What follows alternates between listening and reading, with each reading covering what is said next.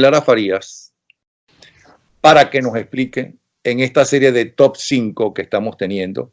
Bueno, para él, ¿cuáles serían los top 5, los más grandes torturadores del narcorrégimen venezolano? ¿Cómo estás? Buenos días.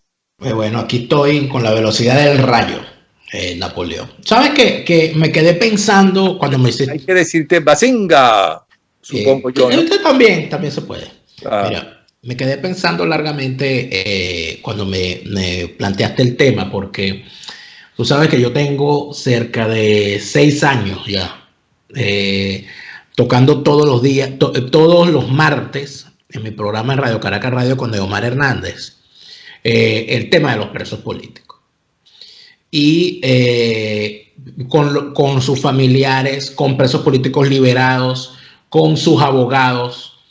Y de verdad que la dimensión de las torturas y de los casos son de tal nivel que uno no haya, o sea, es difícil hacer una lista. Y yo te diría que quizá la lista podría sorprender por lo que voy a decir. Yo creo que la primera persona que yo nombraría... Perdona, pero vamos del quinto al primero, pero antes quisiera hablar otras cosas contigo. ¿Dónde es que se tortura en Venezuela? ¿En qué parte de Venezuela? En toda Venezuela. En toda Venezuela. En toda Venezuela, Napoleón, porque lo que uno ha logrado establecer es que hay distintos sitios, pero o sea, no es que hay unos centros de tortura. ¿Tú te acuerdas cómo eran las dictaduras del Cono Sur?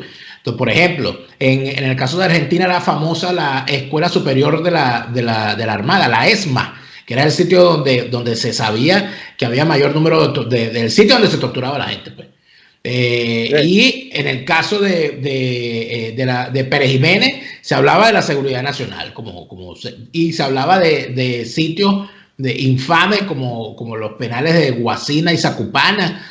En el caso de la dictadura de Gómez se hablaba de la rotunda con los grilles o los grilletes en las piernas pero en el caso del chavismo es que inclusive la palabra tortura o sea, se extiende y es casi como que si toda Venezuela fuese una cárcel. Porque fíjate algo que se ha logrado determinar, gracias a relatos, por cierto, de presos liberados. Yo caí en cuenta de eso a raíz de la detención del productor de mi programa en Radio Caracas, Kenyer Jaramillo. Kenyer Jaramillo, unos meses antes de que yo escapara del país, lo capturaron unos guardias nacionales en los alrededores de la emisora.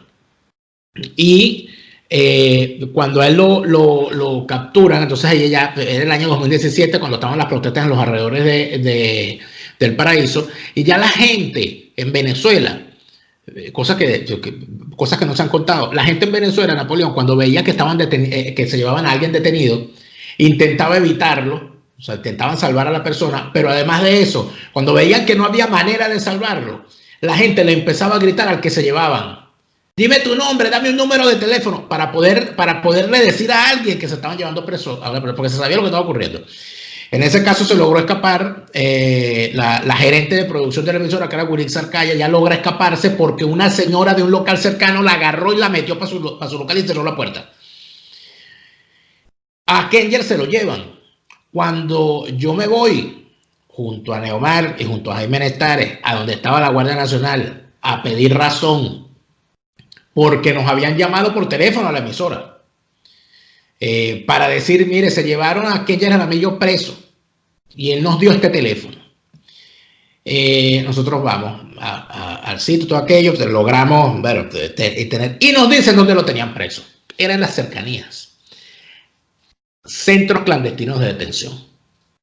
A él lo tenían detenido en una cosa que llaman una unidad móvil, que es un sitio, que es una especie de estacionamiento donde guardan las motos y las camionetas y la cosa. Eso no es un sitio de reclusión. Bueno, ahí tenía una gente presa que la gran mayoría eran manifestantes. A Kenger lo sueltan, obviamente, porque después que lo agarran es que se dan cuenta que es un periodista, que no lo pueden matraquear como estaban matraqueando a todos los muchachos que estaban presos allí, a sus familiares, que se moviliza. Afortunadamente el Colegio Nacional de Periodistas, la emisora, todos los amigos nos fuimos al frente de la emisora hasta que Kenger lo liberaron. Allí es que yo empiezo a preguntar a los abogados, digo, mira, sucedió esto. Y entonces, bueno, una nueva dimensión. Dice, no, mira, es que aquí hay centros clandestinos de detención en todas partes. Digo, ¿pero dónde están? Bueno, en cualquier sitio. ¿Cómo que en cualquier sitio? Bueno, por ejemplo, el caso que me cuenta el abogado José Vicente Jaro, uno de estos abogados que se ha dedicado a la defensa de presos políticos, de cómo él tenía a un defendido preso en una comisaría de la Policía Nacional Bolivariana en medio de un barrio en Petare. Creo que era el barrio Maca, uno de estos barrios, donde para entrar ya era un problema, ¿no? Y el muchacho lo iba a agarrar una protesta, el muchacho era menor de edad. Y él iba y subía todos los días en moto a llevarle la comida al muchacho que le mandaba a su familia. Y a ver cómo estaba y todo aquello. Porque la familia no podía ir, yo no sé cómo era la cosa. Ese muchacho lo tenía, eso no es un centro clandestino, porque eso no está hecho para eso. Y el muchacho, a menos que tú me digas a mí que el muchacho es de la zona, no lo era. Ves cosas como, por ejemplo, y esto cierra. Ya va, en esos centros de detención, que es una cosa, torturaban. Claro, porque ya la detención, acuérdate que cuando se habla en las convenciones internacionales sobre la tortura, se habla de diversos términos que son entendidos como tortura, porque se habla de la tortura, de los tratos crueles y degradantes y de la privación ilegítima de libertad o desaparición forzosa. Cuando a una persona se la llevan y no dicen dónde están, ni le dicen a esa persona, ni le leen sus derechos, ni le dicen las razones por las cuales está presa, etc., eso es una violación de los derechos humanos. Pero ustedes le dijeron dónde estaba. Mucho después, en el caso de Calle Jaramillo, se lo llevan preso y solamente nos dicen dónde está después de varias horas, ¿ok? Donde nos dicen, a ese lo deben tener en tal sitio. Y nosotros nos dispusimos a irnos para allá. En muchísimos casos hay presos que pasan semanas desaparecidos hasta que los familiares dan con ellos en alguna parte. Y en muchísimos casos ni siquiera se les hace audiencia. O sea, hay gente que está presa ya sin que se sepa. Entonces, ahí, además de esto, los mismos abogados indican y los mismos presos liberados indican que hay casos de sitios de residencias en cualquier sitio de cualquier ciudad utilizadas como centros de detención y centros de tortura, donde han llevado a gente, donde gente dice, a mí me tenían en una casa, donde había otra gente allí, de gente que dice, a mí me llevaron a una zona boscosa y me dejaron allá amarrado no sé cuántos días en una casa. Y eso se conoce, o sea, está documentado, o sea, lo han narrado sus víctimas. O sea, que no es nada más, por supuesto que están los grandes centros de tortura y de presidio. Creo que los más notables por el espanto que emerge de allí son el Helicoide, la DGCIM de Boleíta y la Tumba, que son unos centros de presidio y de tortura. Hay otros centros, aunque aquí es donde está concentrada la tortura, hay otros centros que son solo de detención, pero donde también se tortura. Como por ejemplo Ramo Verde, como por ejemplo una cárcel creada en el estado Guárico, a la cual le han puesto el nombre infame de Cárcel 26 de Julio, en homenaje al día en que Fidel Castro lanzó su intentona de la toma del cuartel Moncada. Muy buen nombre. Ponerle, igual que a la morgue de Caracas, ponerle el nombre de Hugo Chávez Frías. Yo lo haría, sin duda alguna. Es el mejor nombre, Hugo Chávez Frías. Bueno, entonces, ¿qué tiene de particular esta cárcel? En el relato de presos que han salido allí de abogados, esta es una cárcel cuyas celdas están enterradas. y los barrotes no están de frente como una costumbre, sino arriba. Entonces, son como unas alcantarillas. Los custodios caminan por encima de esa alcantarilla. Y es normal que, narran los presos, que los escupan, que los tienen, la comida se las lanzan, ese tipo de cosas. Si los tienen como unos animales en zoológico. Eso es Guárico. Eso es en Guárico, en el penal 26 de julio. Tienes el caso el segundo lugar de América, segundo lugar del hemisferio occidental, donde se aplican las técnicas de la tortura blanca, que es un método de tortura inventado en Rusia. Solamente hay 2 sitios fuera de Rusia donde se aplica ese método de tortura: Cuba y Venezuela. Por supuesto, los rusos lo llevaron a Cuba y Cuba lo exportaron como a Venezuela. ¿Qué es la tortura blanca? La tortura blanca se llama tortura blanca o tortura invisible porque sus efectos no son, la tortura no es física, con heridas, con golpes, con ese tipo de cosas, sino que van usan lo físico a otro nivel. Por ejemplo, tener una persona en una habitación completamente blanca, que es lo que hacen en la tumba, a bajas temperaturas, de paso a no sé cuántos metros, enterrados, habitaciones blancas con los presos, donde todo es blanco, hasta la luz es blanca, luz las 24 horas del día, para que pierdan la orientación del tiempo, y como todo es blanco, pierden también la orientación espacial, porque hasta su ropa es blanca. Y llega un momento en que el efecto, según han narrado, por ejemplo, Lorenz Salé es quien mejor ha narrado esto. Lorenz Salé, Gabriel Valles y Gerardo Carrero, que son los 3 presos más importantes que se han tenido en la tumba, los más notables, los más famosos, que llega un momento que dejan de identificar colores, o sea, que no ven, o sea, empieza a dañarse la vista. Porque evidentemente al tú estar permanentemente con una luz artificial, al estar con temperaturas bajo cero, y al estar además vestido de blanco y metido en un espacio blanco, ya tú, o sea, inclusive se te empiezan a olvidar los colores. Yo recuerdo que la primera gran protesta que hicieron estos muchachos estando presos fue exigiendo, y aquí estas son las barbaridades, exigiendo que les permitieran entrar lecturas. Lápices para ellos escribir, creyones, para no perder la cordura y para recordar todas estas cosas. Y en efecto así fue. Gabriel Valles dibujaba cosas y lo que podía hacer, aislados completamente, sin contacto con los demás, nada más en las visitas pocas que le permitían a sus familiares. Lorenz Salé me dijo que todo eso que tú estás diciendo, pero además que previo el interrogatorio, había gritos durante toda la noche, no te dejaban dormir a propósito, con gritos y demás, de forma que tú salías al interrogatorio totalmente destrozado, desestabilizado. Exacto, músicas a todo volumen, ese tipo de cosas.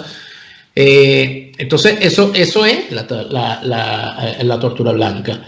Luego tienes el caso ya de los métodos más famosos, los métodos más utilizados y más infames, ¿no? Que lo dicen los propios presos y sus abogados. Uno es el uso de electricidad. O sea, esto de ponerle electricidad a los presos ya es una cosa de uso normal, que cualquier esbirro en Venezuela de cualquier nivel, policía municipal, policía nacional, policía estatal, lo usa. Una cosa generalizada. Por eso que te digo que incluso hay distintos niveles de esbirro, ¿no? Cada municipio, cada localidad tiene el propio. Luego está esto que han narrado los presos, que es las distintas formas de aplicar asfixia. Una de las más conocidas es ponerles una bolsa plástica en la cabeza y rociarle insecticida dentro. ¿Okay? La otra estrategia o práctica usual, que es la práctica que más se ha usado en cuanto a militares, Y creo que, sin ánimo por supuesto, de hablar a nombre de nadie, pero con los casos que hemos conocido, podríamos decir que es algo que lo han hecho con todos los presos militares, que son vejámenes sexuales. Narran, la mayoría, que es la peor humillación que les hacen, que es introducirle objetos por el ano. Palos, cabillas, fusiles, armas, etcétera. Y lo han narrado distintos presos liberados en distintos momentos y de distintas causas. ¿Okay? Eso, inclusive algunos reporteros de sucesos que cubren la fuente de sucesos en Venezuela narran que o sea, que el tema de la tortura es una práctica abominable, pero que es una práctica mucho más usual en presos que no son presos políticos. Los presos políticos, pero que los presos que agarran presos que hacen, y que esa práctica de la vejación sexual es quizá bueno, porque parece ser que yo creo que tendrías que hablar con un psiquiatra para que nos hable de qué está en la mente de un torturador. Y mira, el otro asunto que creo que es también una tortura una tortura también invisible, es el tema de la... Espérate. Hay unos videos que han mandado que agarran a los muchachos, los desnudan por completo y le empiezan a caer los tiran al suelo, ¿no? En algunos casos, suelo totalmente lleno de basura, evidentemente, pero que inclusive las gallinas y los gallos están por encima de ellos y además les caen a rolazos, a palazos, con cualquier cosa les pegan. Sí, hay videos de eso. Suficientes videos de esos han salido a la luz pública. Fíjate el caso de el amigo Vasco da Costa. Vasco da Costa, que al parecer ha sido liberado y bueno, han dicho que le han ofrecido, lo que pasa es que está en tal estado de salud que no ha podido salir todavía del hospital. Que él desarrolló una afección en un ojo, que tiene una tumoración en el ojo y tiene otras afecciones producto de las torturas, producto de los golpes, producto de las condiciones infames de algo que existe en Venezuela, y que sería bueno que la gente que no está en Venezuela y que nos ve supiera. En Venezuela existe una cosa llamada el tigrito en los cuarteles y en las cárceles. ¿Qué es el tigrito? El tigrito es una celda de castigo que tiene condiciones aún más infames de las que pueden tener las cárceles. En el caso de Vasco da Costa, lo tenía en una celda de castigo, lo tuvieron en una celda de castigo meses. Y allí lo mordieron las ratas en su cuerpo. Allí se afectó muchísimo más su salud. Y una de las cosas que ellos comentan es cómo a él, una de las prácticas que tienen estos tipos es una cosa que llaman la máscara, que es que le ponen una especie de máscara de cuero impregnada de excremento en la cara. Y que eso a Vasco da Costa, bueno, se lo hizo innumerables veces. Y él asocia, por supuesto, él asocia las afecciones que ha tenido en su piel, en su rostro, en su salud, etcétera, etcétera, con eso que le hicieron tantas veces, narrado por su hermana, porque son sus familiares los que terminan contándole a uno lo que ocurre allá adentro. Pero yo creo, Napoleón, después de hablar con tantos presos liberados, yo creo que es obvio que es mucho más lo que no sabemos.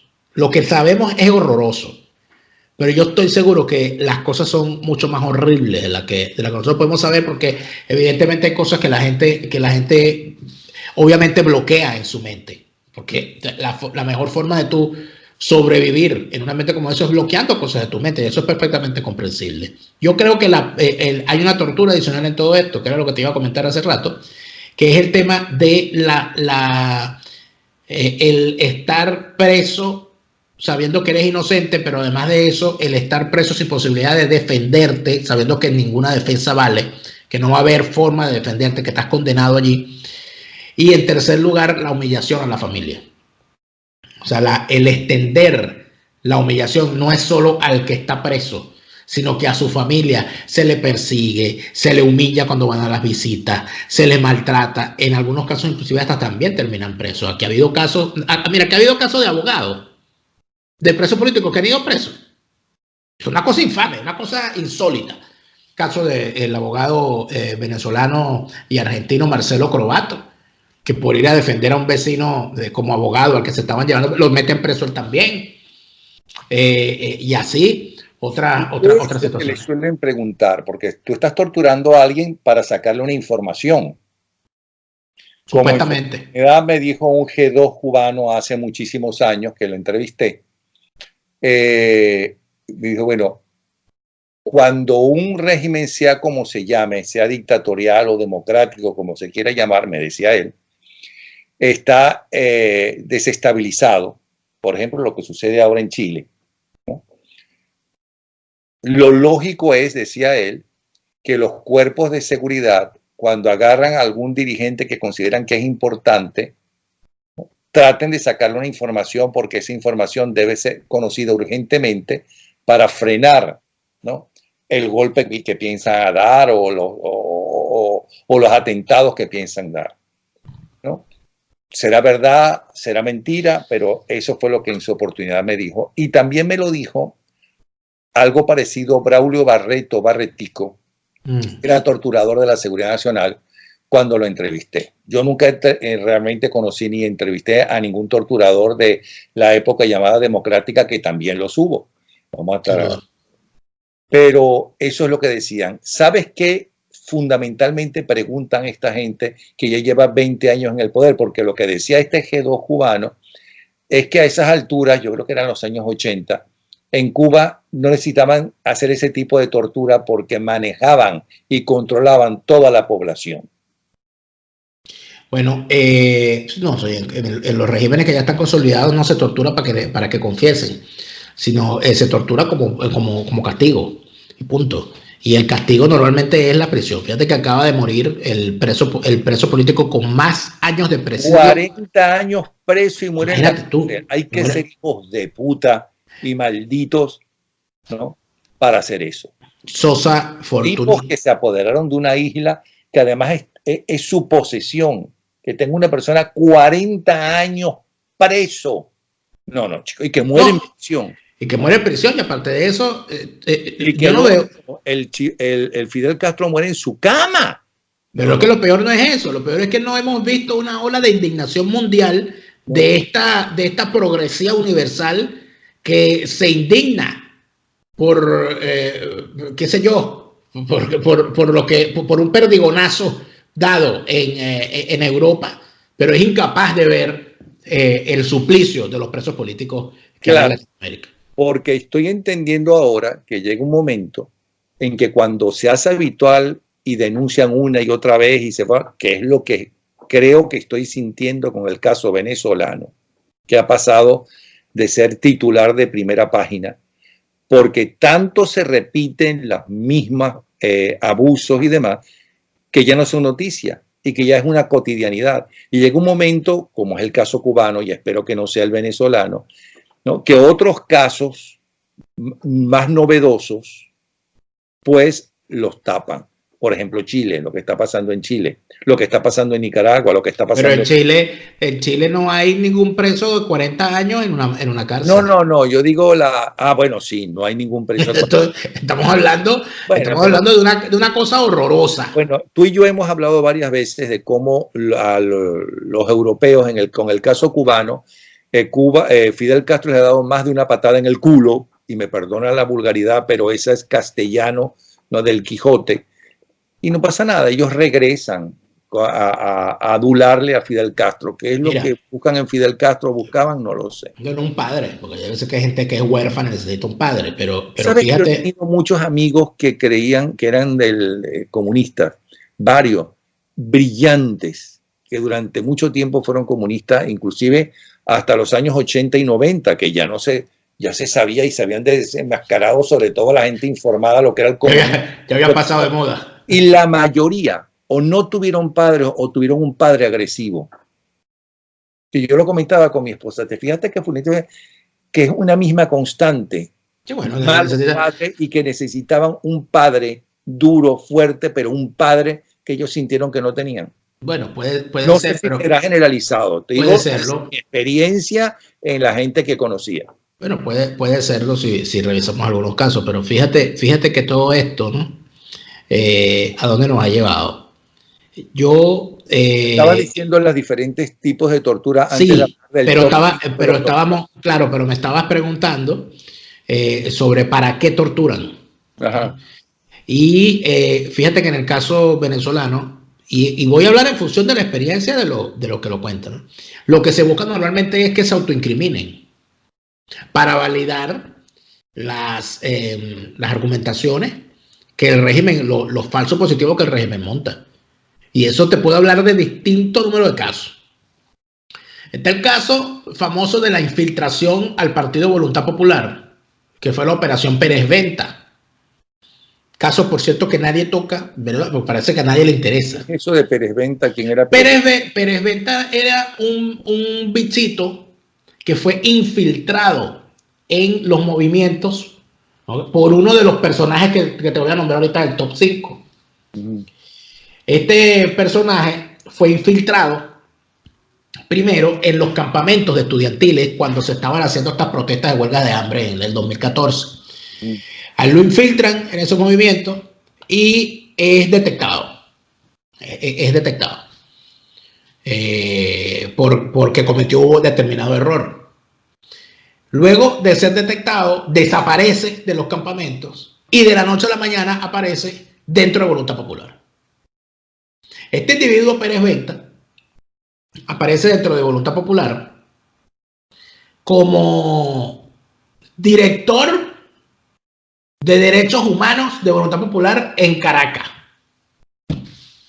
Okay. Bueno, X, ¿no? Uno más de tanto. De hecho, William Saad. Una cosa así como esa. De hecho, cuando Leopoldo López se entrega al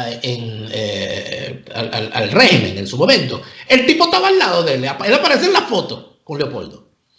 De repente se arman entonces estas cuestiones, estas acciones de calle y todo aquello, y el tipo estaba actuando en los Altos Mirandinos, por allá. Y ocurre el evento de una señora que no sabemos, a todas estas, yo no sé si la señora de verdad existió, porque aquí todo lo he puesto en cuestionamiento después de enterarme de varias cosas, llamada la señora apellido Ergueta.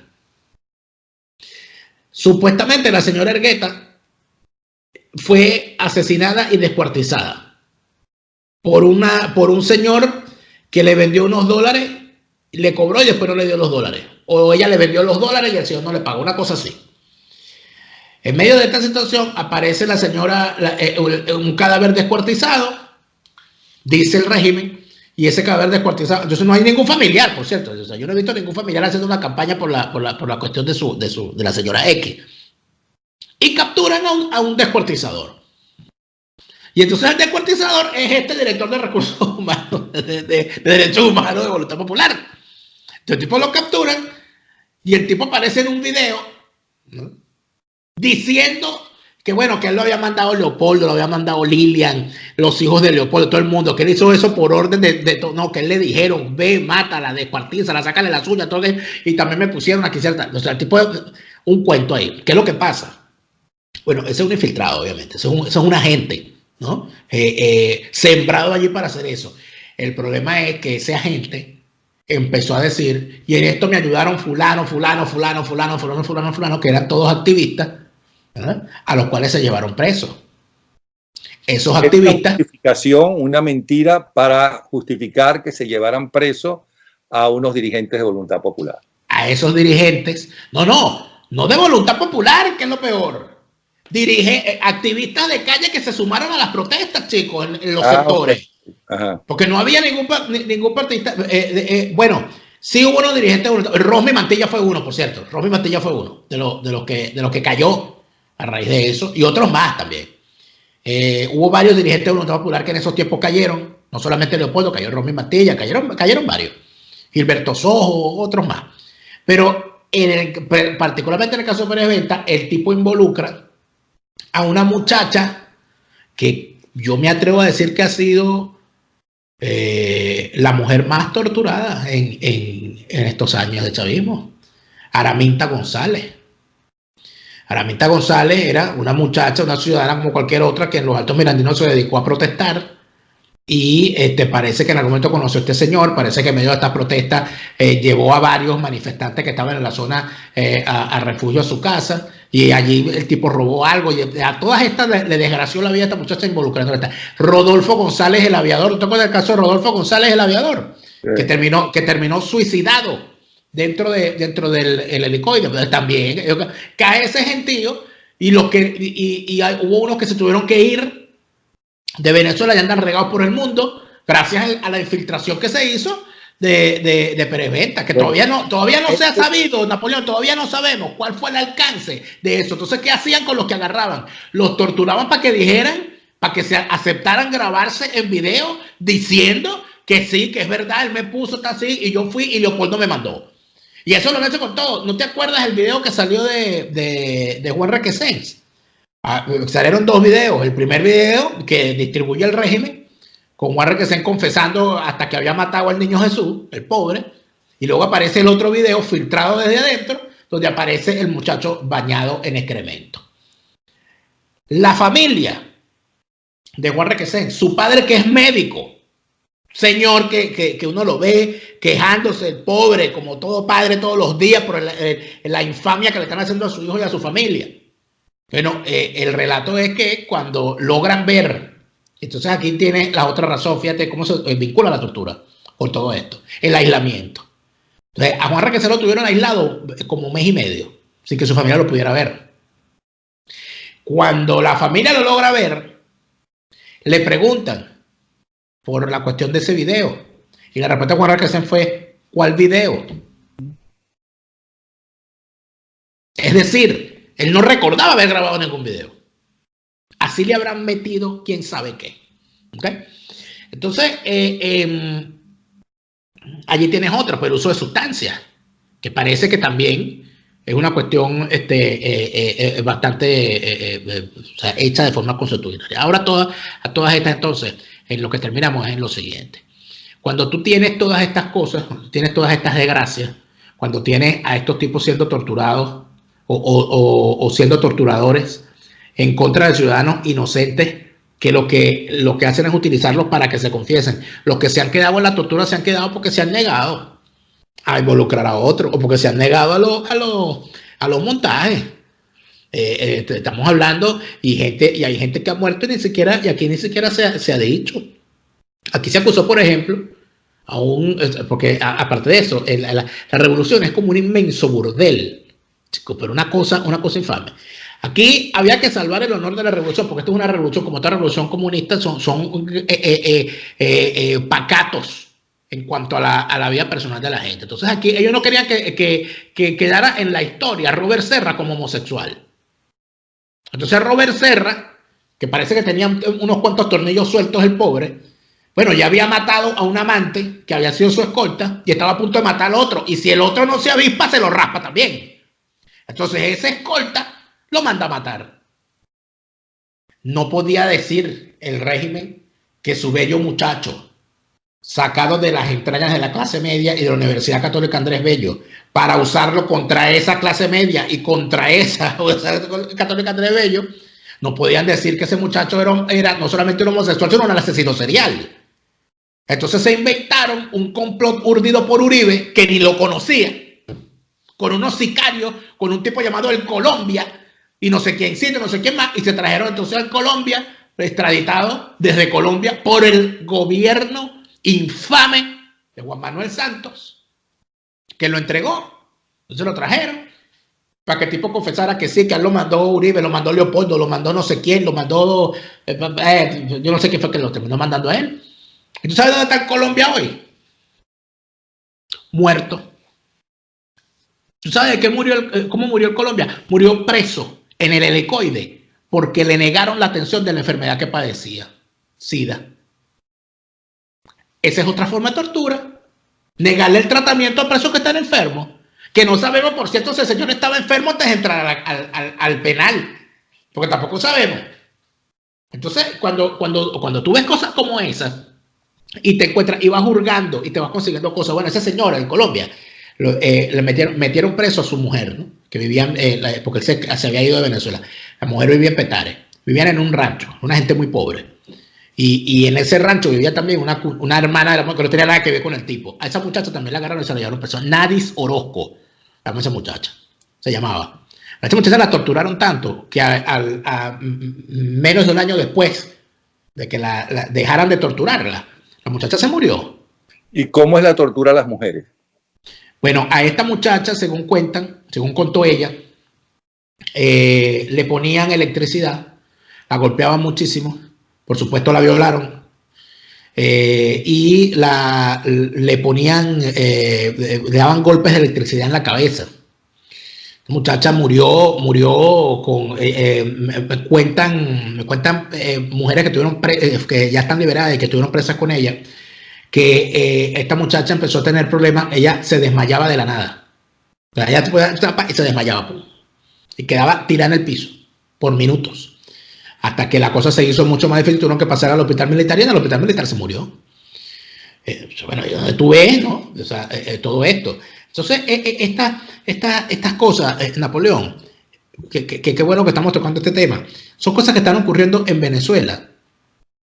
Y lo que a mí más me preocupa es no solamente que no se dice, ¿no? Sí, que no se habla, que es una cosa que debería estar en toda la prensa, si es que de verdad dicen que hay plena libertad de expresión en Venezuela, que no se debate, que no se discute, y que lamentablemente al final los únicos que quedan reclamando las torturas son los familiares de los presos y sus abogados.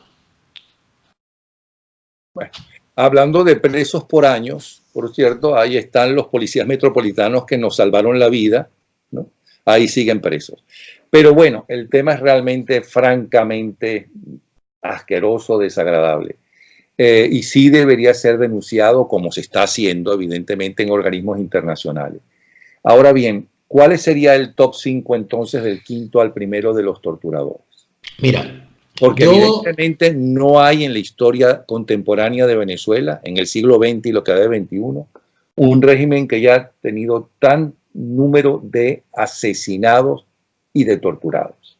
Si se suman los asesinados y torturados en todos los regímenes, desde Juan Vicente Gómez, ¿no?, hasta la llegada de Chávez Frías, todos juntos es una minoría comparado con lo que han hecho estos degenerados. Fíjate algo, yo te voy a hablar de los 5 nombres que puedo darte. Están puestos en distintos niveles y por eso que te decía que podría inclusive sorprender. En el puesto 5 yo pondría a un personaje llamado Hanover Guerrero. Hanover Guerrero es un militar, entiendo que tiene en este momento el rango de coronel, que se encuentra, es el director de investigaciones de la Dirección General de Contrainteligencia Militar, del DGCIM. Este sujeto, hay constancia por víctimas, ¿okay? Víctimas que han logrado escapar, por cierto, que militares, todo obvio, que este señor que este señor dirige la dirección y que es uno de los que dirige las torturas, que es el que hace el cronograma. Mira, este me le hace esto, este me le hace lo otro, y que en muchas ocasiones está presente cuando se hacen estas torturas. Este sujeto, que es un verdadero delincuente, tiene la siguiente historia. Este señor tiene problemas, empezó a tener problemas y empezó a ser señalado dentro de la fuerza por acoso sexual a mujeres oficiales subalternas, a las cuales el tipo, bueno, tenía innumerables casos.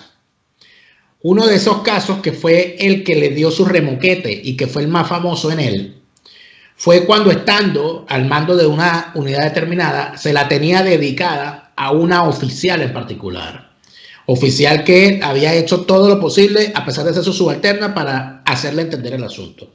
Y el hombre, una noche, se metió al dormitorio femenino y se le metió en la cama a esta oficial. Y la oficial y las demás oficiales femeninas que estaban allí entraron a golpes al tipo.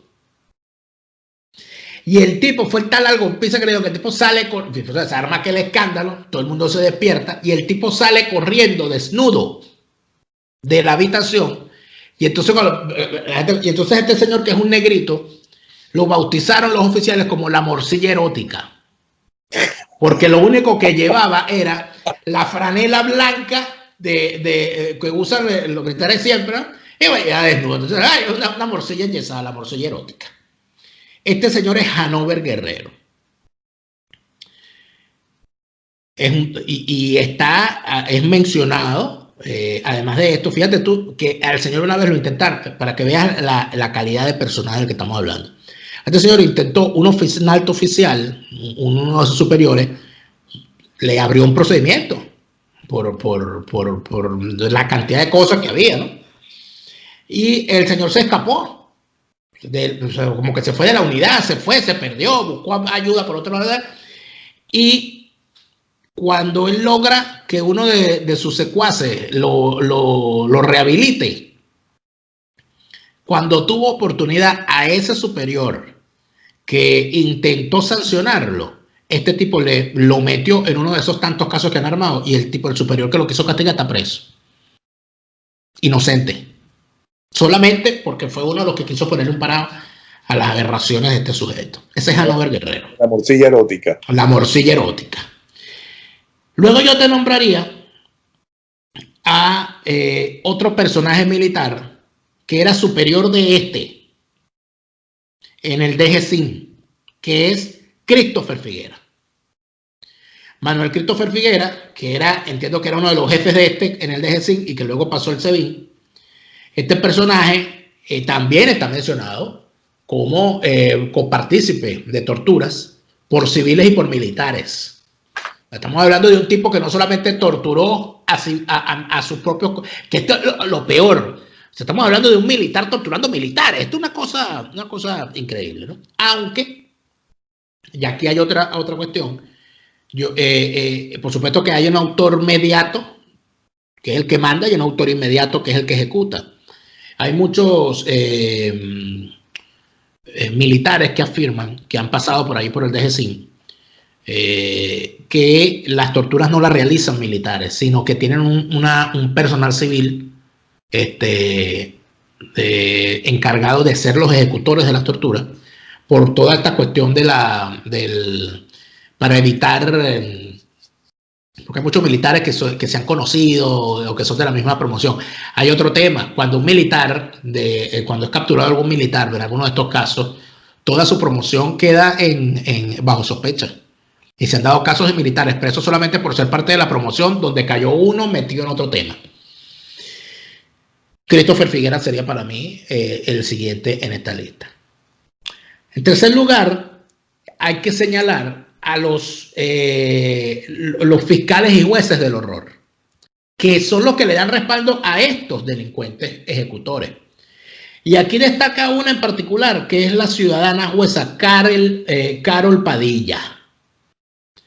Carol Padilla, jueza del horror. Esta señora es la que lleva en este momento la batuta en los casos de los presos políticos más notables, empezando por Juan Requesens y por otros muchos más, civiles y militares. Este sería el top 3. Estaría en el top. Esta sería la número 3. Estamos hablando de una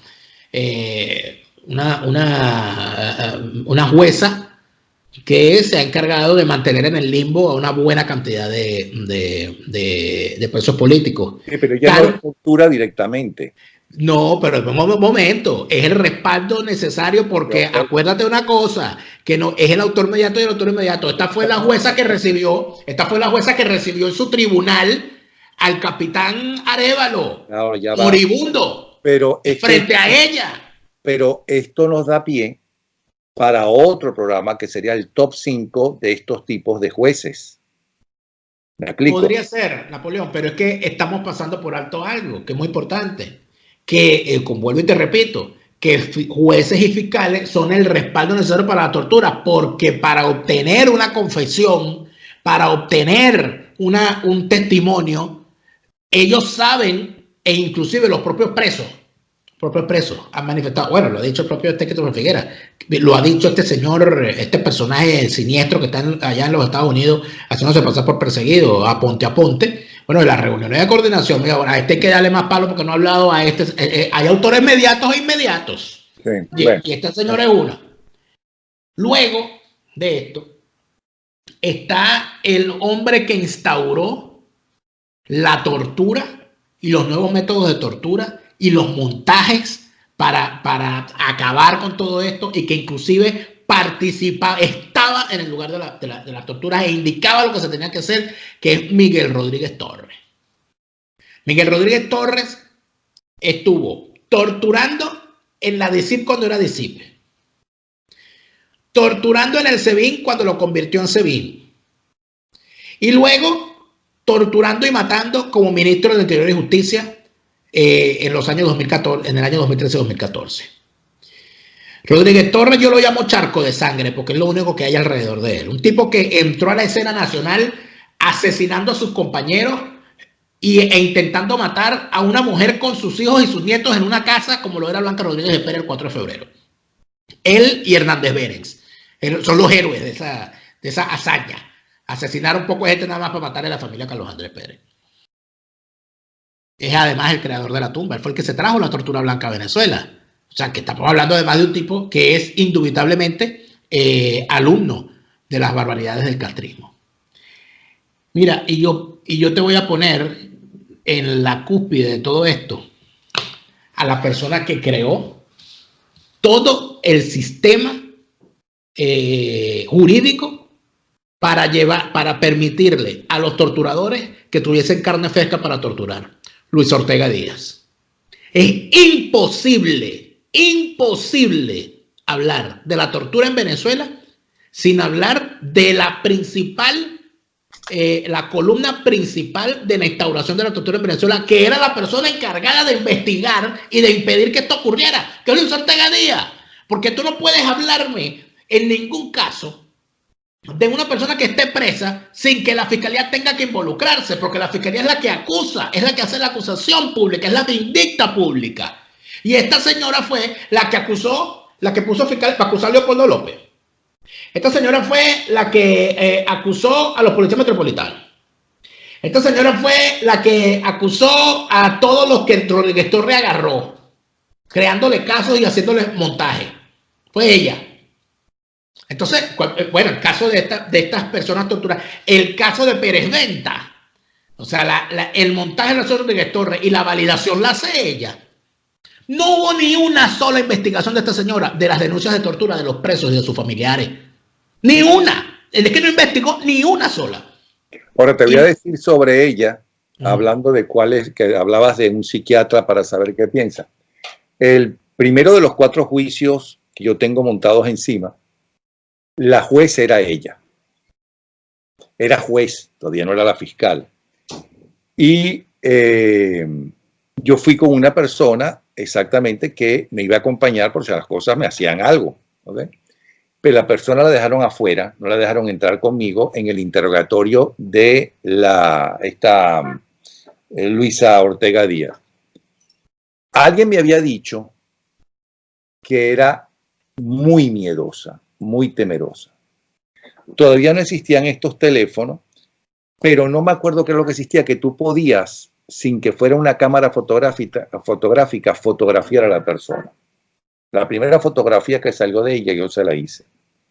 Pero ¿cómo sería de cobarde que la persona que me estaba esperando afuera, que por cierto era un dirigente medio de Acción Democrática, José Fiol, llegó una persona que trabajaba con ella, un guardaespaldas, y le dijo, esta mujer es tan cobarde, ¿no?, que me pone detrás de ella porque teme que Napoleón le haga algo. Yo no pensaba hacerle absolutamente nada, evidentemente. Y otro que puede hablar de eso es el doctor Arteaga, que era mi abogado, y que fue maestro de ella gracias a lo cual en un momento dado él le dijo, mira, pero tú aquí estás cambiando la confesión de Napoleón Bravo, porque él no está confesando ni dijo esto que tú estás diciendo aquí. Y entonces ella dijo, me debo haber equivocado, perdone. De eso me salvé. Pero que era una cobarde, es una cobarde. O sea, que no te extrañe que las primeras cosas que ella hizo, la hizo por cobardía, aunque ella sigue siendo responsable. Bueno, tú sabes que a Hitler le encantaban los perros. Era vegetariano y le encantaba el arte. Yo sí creo en absoluto que son unos grandes cobardes todos, ¿no? Porque no hay mejor demostración de la cobardía de una persona que cebarse con el más débil. O sea, yo en estos días recordaba, le echaba el cuento a alguien, porque yo he pensado mucho en esto y lo he hablado con presos liberados. ¿Cómo podría uno, qué hay en la mente de una persona para poder hacerle daño a alguien a sabiendas de que le está haciendo? O sea, es una cosa, o sea, ¿qué tiene que haber en la mente de alguien? Yo le pregunté eso a Braulio Barretico, que era torturador cuando Pérez Jiménez, uno de los pocos que quedaron vivos, porque acuérdate que cuando se va Pérez Jiménez el 23 de enero asaltan la Seguridad Nacional y matan a más de uno. Él fue el que escribió el libro Memorias de un esbirro, ¿no? Sí, Memorias de un esbirro. Él creía profundamente en Marcos Pérez Jiménez, en su trabajo, y consideraba que tanto los comunistas como los adecos eran enemigos del pueblo, enemigos de Venezuela, y que ellos eran unos asesinos, y de las cosas que lo mandaban para allá acusados, era verdad todas esas acusaciones, que aunque fuera verdad no se justificaban. Y él decía que no eran tantos los que se torturaron allá, que si era verdad que existía lo del ring y de los golpes. ¿Te acuerdas que había hablaban del ring? Nada comparable con lo que hacen ahora, de paso, pero sí había tortura. Eso era lo que más o menos recuerdo de Braulio Barretico, que esa entrevista debe estar en YouTube. Porque inclusive cuando se repitió ese programa, porque se pidió mucho ese programa, Braulio Barreto llamó para quejarse, para decir que él se equivocó y que fue un error de él aparecer de nuevo, porque eso fue en los años 70 cuando salió esa entrevista. Bueno, y Pérez Jiménez y el problema, y él sale a la luz pública el 23 de enero del 59. Pero más o menos creo recordar que era eso, que por eso lo hacía. Eso era lo que hacía, y la justificación que él ponía después de todos esos años. Mira, arrepentido como todo. Después dice, yo me arrepiento, ¿no? Yo le hice el cristianismo. Tú puedes ser un asesino toda tu vida, pero supuestamente si estás moribundo y decides arrepentirte, entonces mira por aquí. Mira, yo fui quien le hizo la primera entrevista a Lorenz Salé cuando salió de la cárcel y llegó aquí a Europa. Primero en la radio y luego personalmente en su casa. Logré hablar con él un largo rato en una entrevista que fue publicada por la gente de Panam Post. Y yo le preguntaba esto porque a mí yo decía, pero Lorenz, o sea, tú veías, fuiste víctima de la tortura, ¿por qué torturan a estos tipos? O sea, ¿por qué hacen lo que hacen? Y él los segmentó, él dijo, hay distintos tipos de torturadores. O sea, imagínate tú el tiempo que estuvo preso Lorenz como para poder pensar eso, ¿no? Mira, está el que tortura porque es un fanático chavista. Y es tan fanático chavista que dice, no, este es un escualo y este le tengo que dar duro, y no me importa. Braulio Barreto. Exacto. Dice, está el que tortura porque es un deshumanizado y ese es su trabajo, y él va a torturar a quien le digan que mira, dale a este, pum, y le da esto. Es una mentalidad, y él se tortura a presos políticos y no políticos. ¿Okay? Dice, está el que tortura por negocio, y eso es interesante. Dice, está el que tortura por negocio porque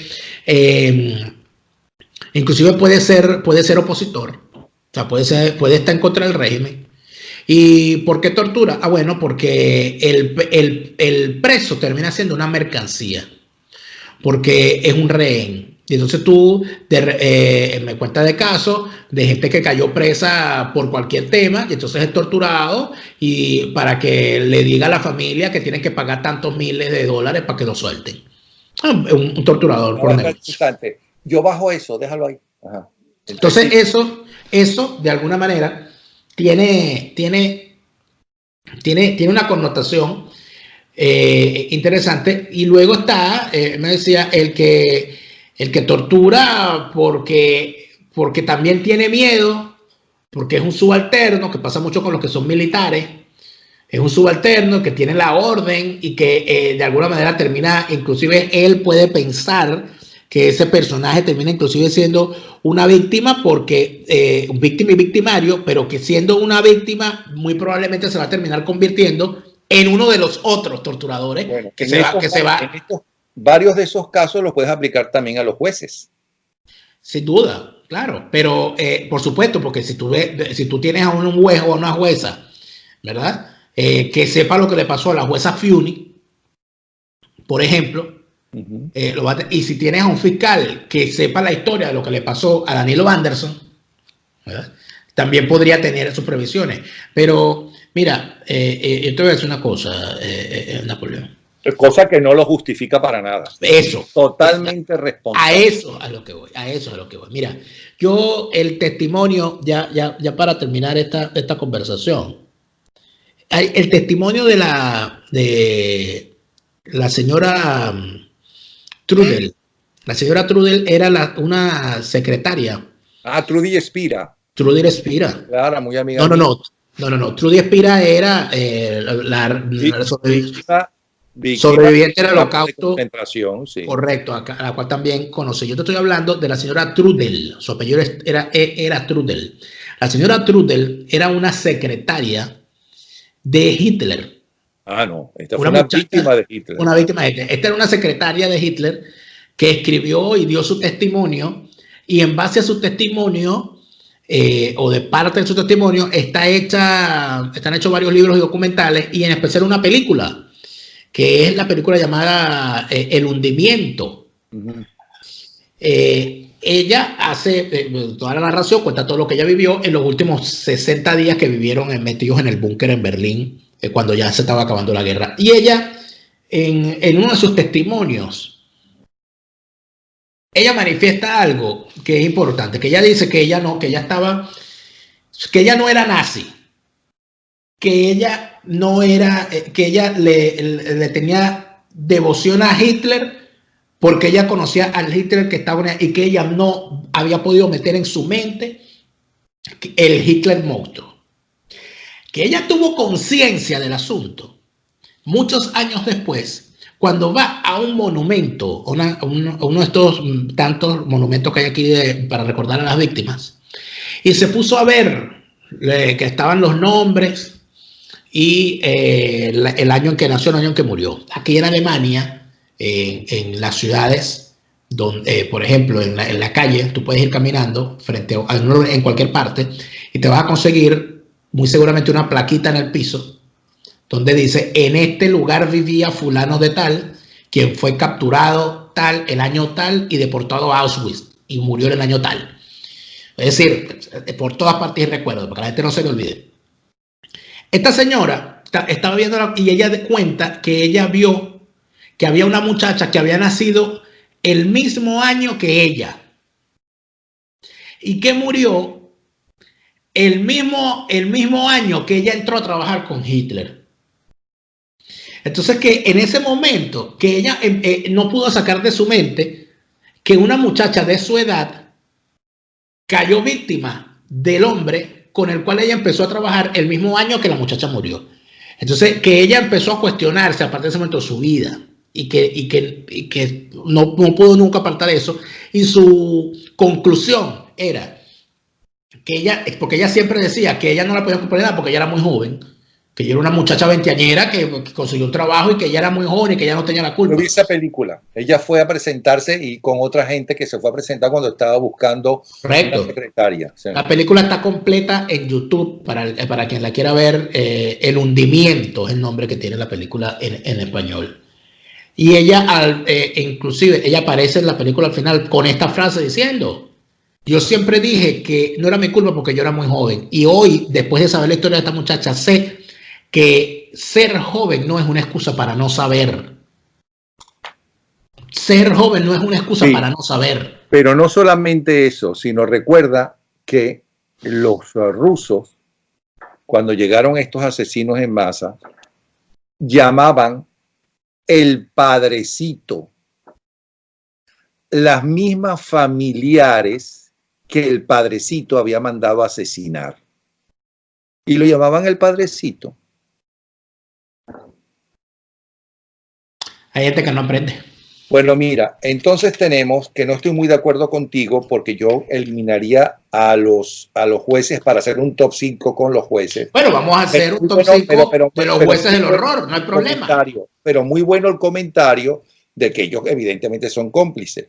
En el quinto lugar, y tan cómplices de los asesinatos y de las torturas como los torturadores y los asesinos. Entonces, pusiste en el quinto lugar Hanover Guerrero, en el cuarto, alias la morcilla erótica, no lo olvides. Cuarto, Christopher Figuera. Figuera. Tercer lugar, ¿qué dice aquí? Carol Padilla. Carol Padilla, que es jueza. Segundo lugar, Miguel Rodríguez Torres. Y en el primer lugar, Luisa Ortega Díaz. Correcto. Ese es todo.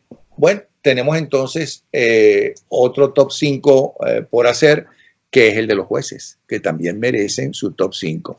Pero también merecen su top 5 las 5 personas que más han sido torturadas por el régimen.